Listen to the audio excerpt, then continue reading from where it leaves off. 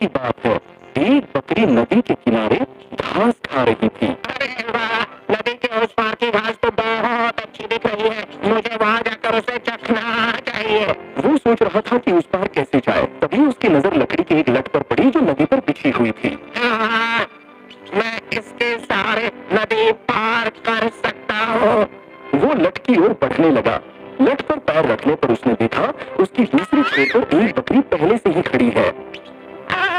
पहले मुझे जाने दो। दूसरी बकरी ने कहा। पर क्यों? पहले तो मैं जाऊंगा। नहीं नहीं, लकड़ी पर पहले मैं चढ़ा तो पहले मैं जाऊंगा। दूसरी बकरी ने कहा। पहली बकरी सोचने लगी। उसे अपने दादाजी की कही एक कहानी याद आ गई।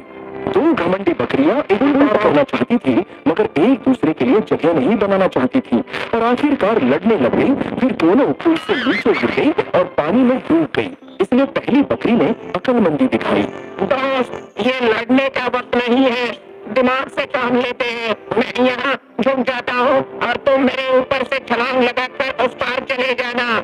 ये कहकर पहली बकरी उस लट पर झुक गई।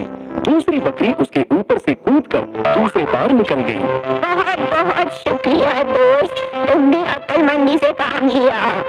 दूसरी बकरी ये कहकर चली गई। कोई भी काम करने से पहले एक बार सोच